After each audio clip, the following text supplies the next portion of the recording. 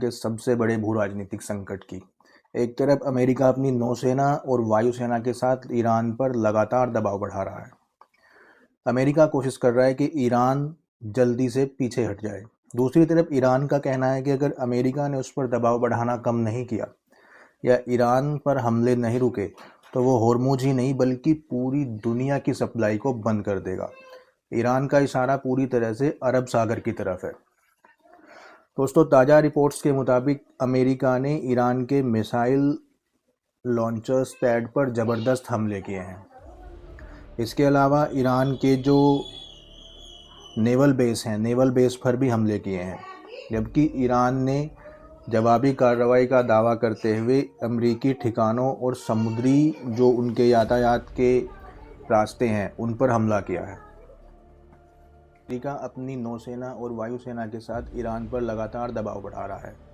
तो ईरान का कहना है कि अगर अमेरिका ने उस पर हमले नहीं रोके तो वो होर्मुज पर ही नहीं बल्कि पूरी दुनिया का जो ऊर्जा क्षेत्र की सप्लाई है, यानी कि लाल सागर, वहाँ पर भी वो रास्ता बंद कर देगा।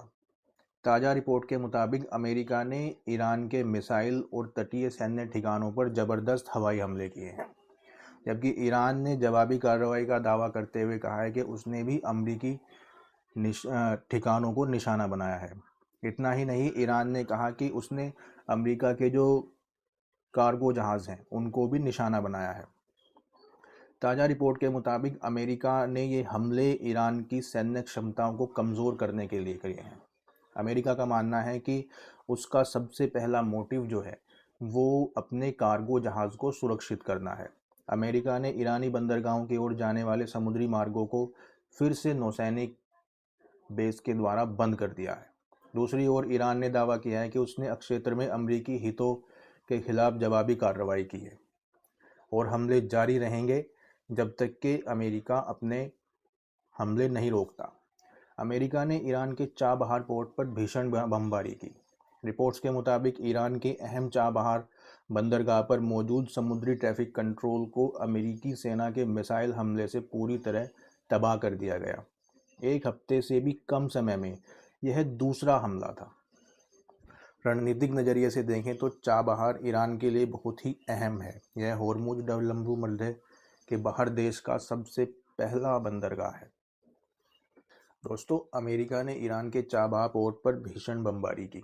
रिपोर्ट्स के मुताबिक ईरान की अहम चाबहार बंदरगाह पर मौजूद समुद्री ट्रैफिक कंट्रोल टावर पर अमेरिकी सेना ने मिसाइल से हमला किया, जिससे टावर पूरी तरह ध्वस्त हो गया।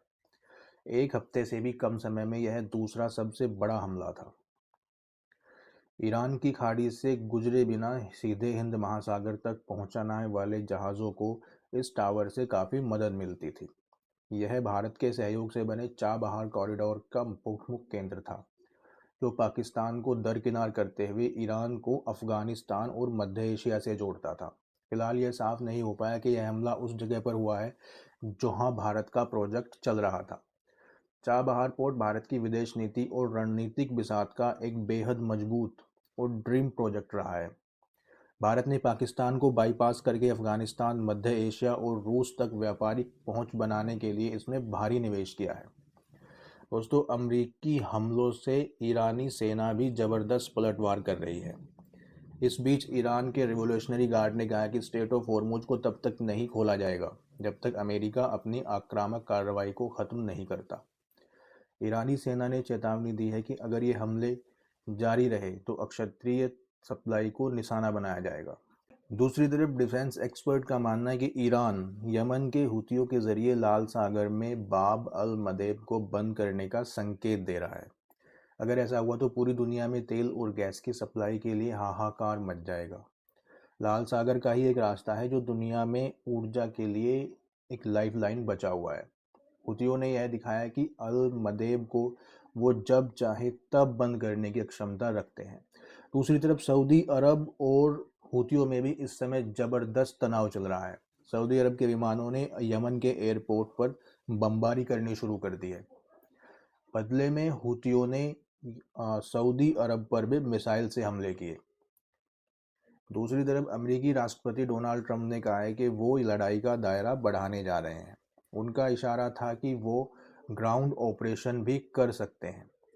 अगर ईरान बातचीत के लिए तैयार नहीं हुआ तो अगले हफ्ते अमेरिका की सेना ईरान के इंफ्रास्ट्रक्चर पर हमले करना शुरू कर देगी। उनका इशारा ईरानी ब्रिज की तरफ था। ईरान के लिए यह हफ्ता उन्होंने बहुत बुरा बताया। ट्रंप ने कहा कि अगला हफ्ता बहुत बुरा होने वाला है क्योंकि अगले हफ्ते वहां की पावर सप्लाई पूरी तरह से बंद करने वाले हैं। ईरान की सरकार पर दोस्तों दबाव पूरी तरह से बढ़ता जा रहा है।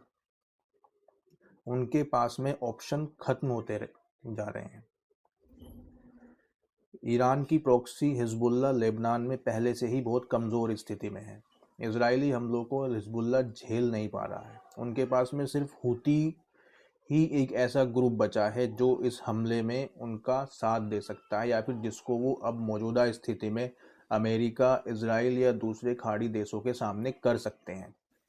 तो हॉर्मुज़ स्ट्रेट में एक जहाज़ पर हमले में भारतीय क्रू मेंबर की मौत हो गई है, जिसके बाद ईरान ने प्रतिक्रिया दी है कि ईरान के रिवोल्यूशनरी गार्ड ने उनको कई बार चेतावनी दी, लेकिन उन्होंने चेतावनी को दरकिनार किया। यह भी कहा है कि जहाज़ों ने अपने नेविगेशन सिस्टम को बंद कर दिया गया था और ईरानी सेना के निर्देशों को उन्होंने नज़रअंदाज किया। आईआरजीसी की प्रतिक्रिया तब आई जब स्ट्रेट ऑफ हॉर्मुज़ में संयुक्त अरब अमीरात की 2 तेल टैंकरों पर हमले हुए और जिसमें एक भारतीय की मौत हो गई और 8 क्रू मेंबर्स घायल हो गए।